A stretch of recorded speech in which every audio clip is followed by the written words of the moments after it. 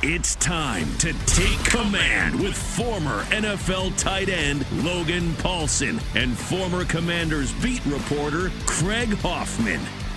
Take Command podcast from Odyssey Sports. Let's wrap up with the on-the-field rule changes. These we know are being discussed.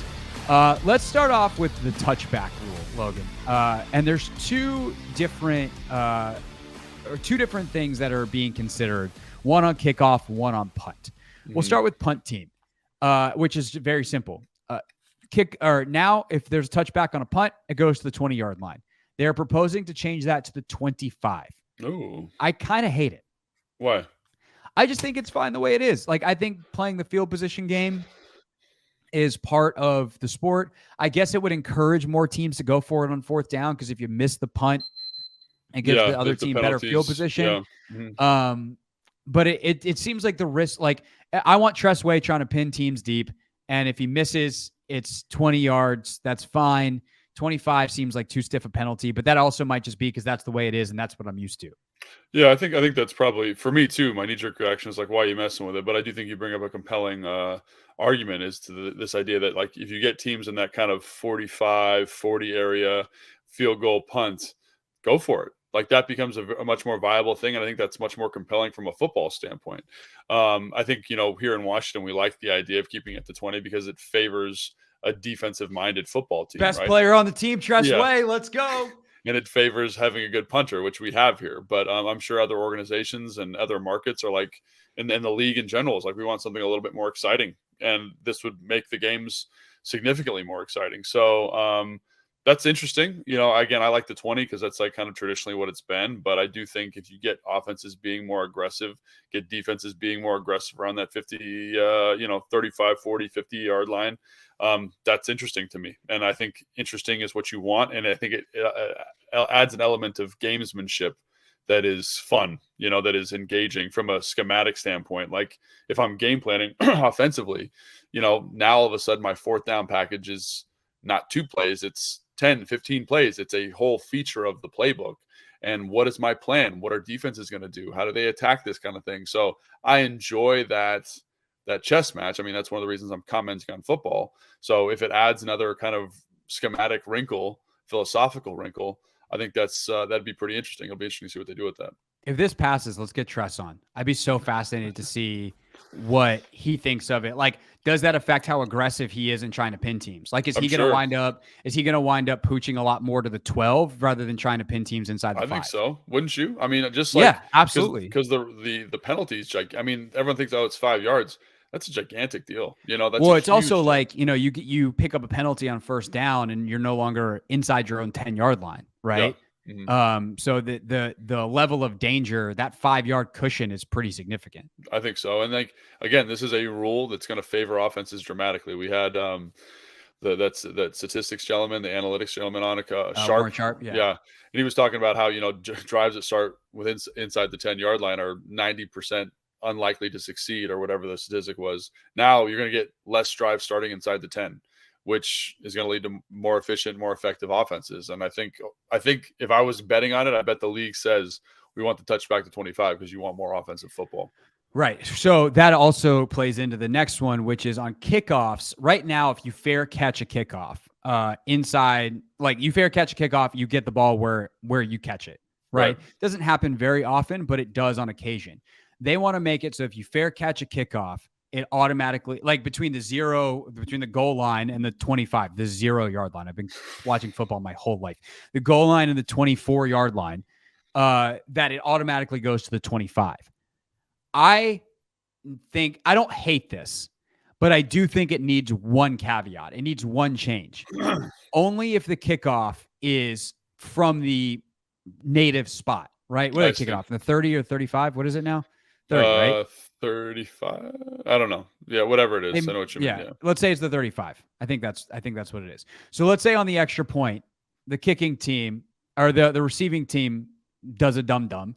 They have a penalty. Now the kickoff's from the 50. Kicking team traditionally would then be like, hey, we can either boot it through the end zone or we can pooch it. At that point, I think the penalty should apply on the pooch too.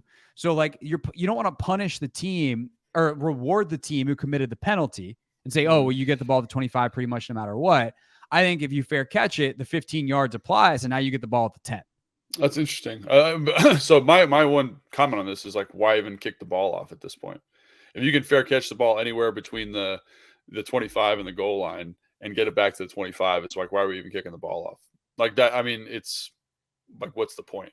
Like touchback comes to 15, anywhere in there comes to 25. It's like, let's just start at the 25. And I understand this is for player safety, but like that is a play in the game that is significant, right? And most returns come to like the 25, 26 yard line anyway. So then like, what's the point? You know what I mean? Like, why are we even doing it? Let's just give them the ball to 25 and say, let's go get it. Or just like at least give the option. Like, hey, we want a kickoff return because we have a dynamic returner and we need a big play. Versus like, no, we'll just give our guy, our quarterback, the ball at the 25.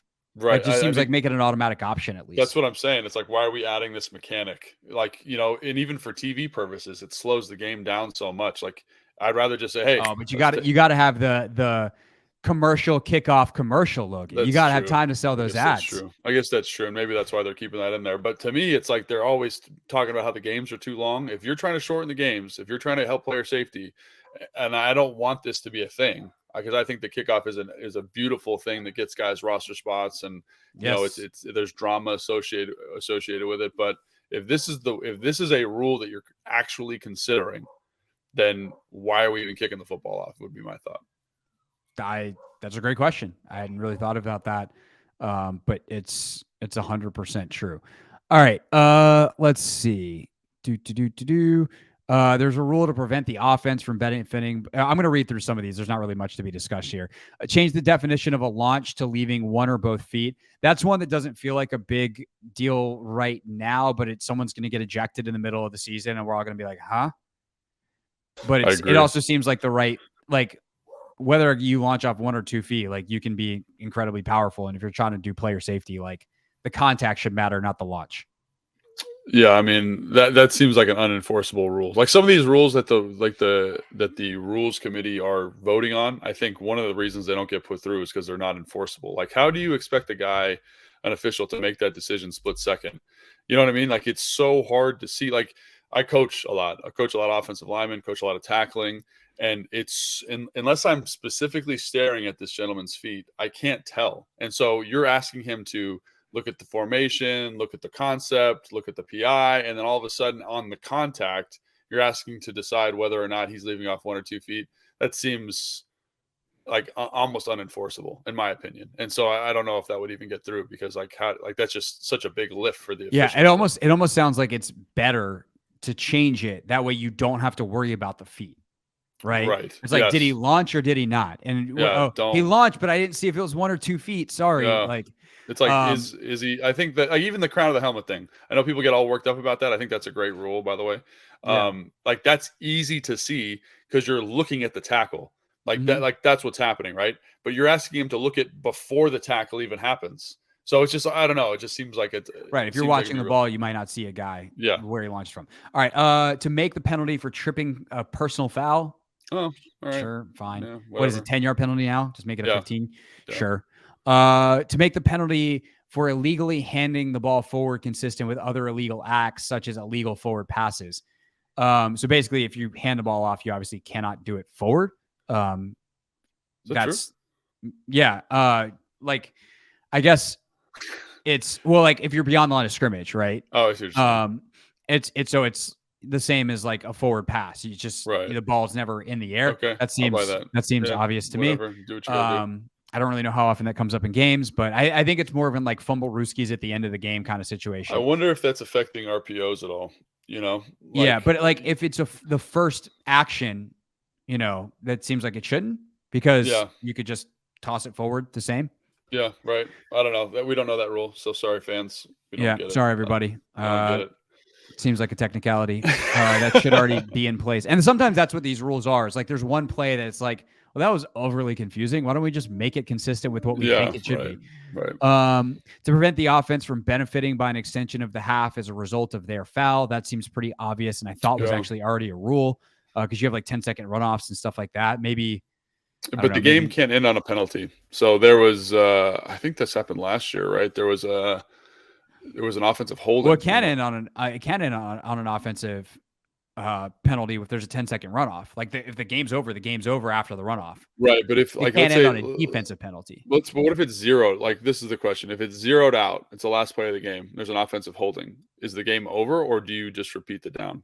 I think the defense would just decline the penalty is so long that they're winning, and then the game would be over. So this seems like a weird rule to me. Yeah, I don't really know what the situation is. So here we are, just a bunch of pros.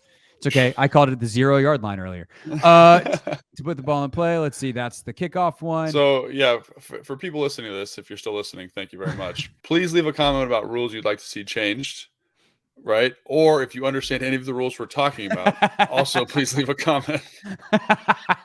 Yeah, help us, help you, help us. All right. This one's the most fun rule that's on the docket. The Eagles want to permit the use of 0 as a jersey number to allow kickers and punters to use any jersey number between 0 and 49 and 90 and 99. So they want to add number 0.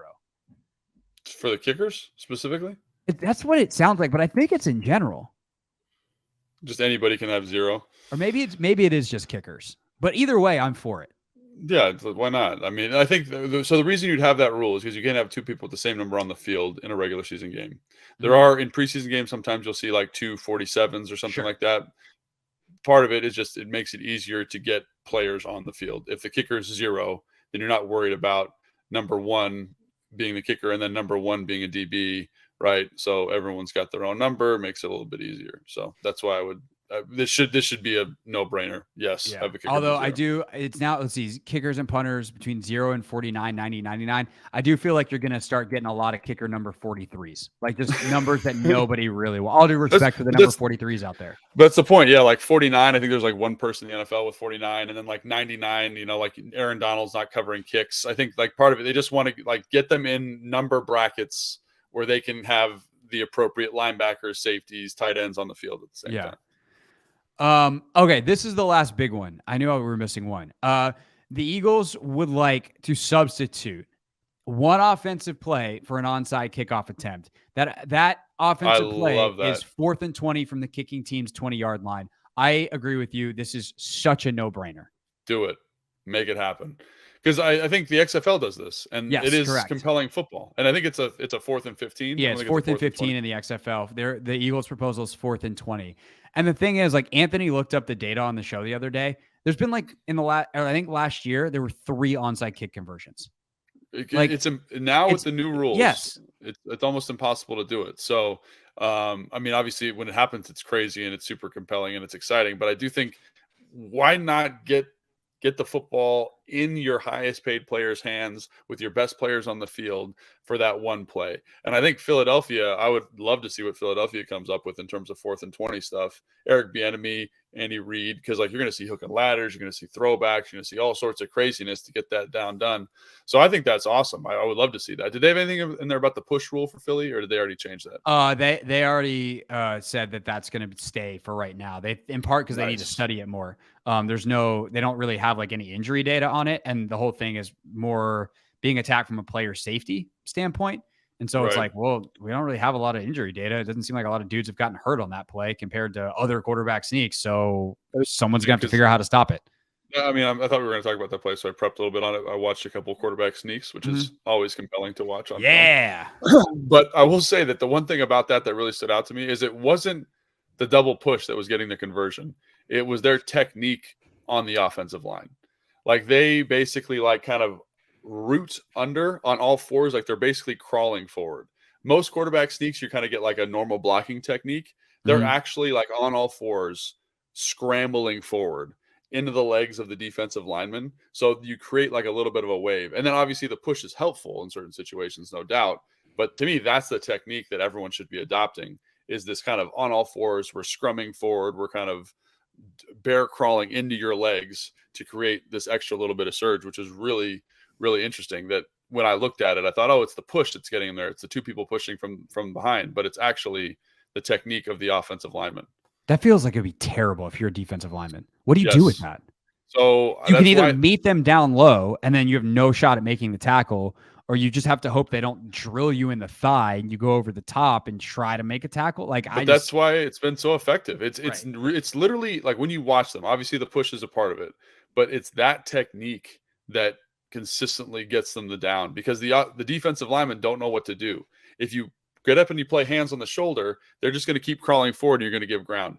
If you try to play over the top, they get into your thighs and they just pull you back. It's not a painful play for anybody. It's just technically, how do you solve it? So you see some teams trying to meet head on, right? But Philly's better at it, so they just come underneath, like uproot the defensive line, and then the you have no linebacker, leverage trying to tackle a guy who squats 600 pounds. and then they try to jump over top, but everything's just kind of gliding forward. So I think if I'm Washington, like this is something I said when they signed Jacoby Brissett, like he was the fourth and short quarterback for Cleveland last year, even when Deshaun Watson came back. Like if you can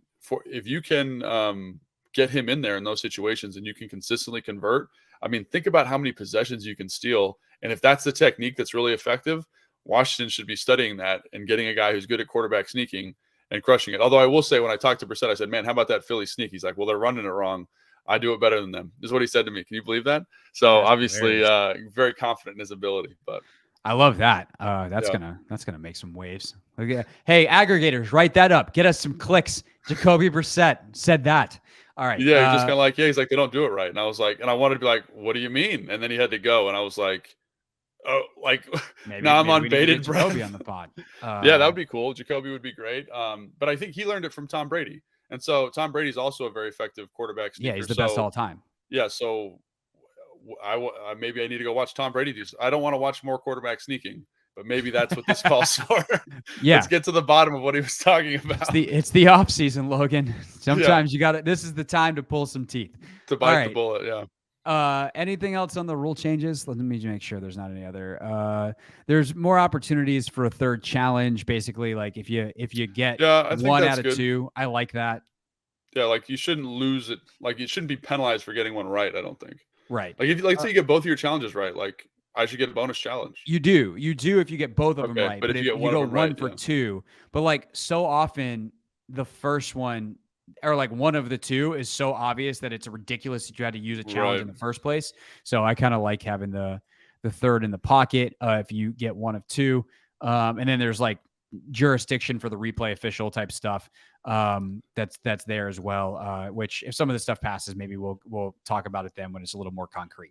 All right, we'll be back later in the week for another pod, more draft stuff obviously still to come. Next week we'll be doing our mock draft, so make sure you get all your friends to subscribe so they don't miss it. For now, I'll see you on the radio. Logan will see you on Command Center on YouTube, and hope everybody has a great week. See ya.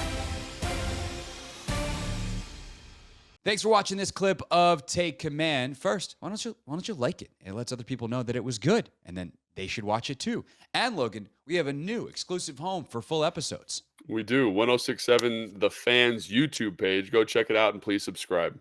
Yeah, do what Logan said. Do it. Very, very smart.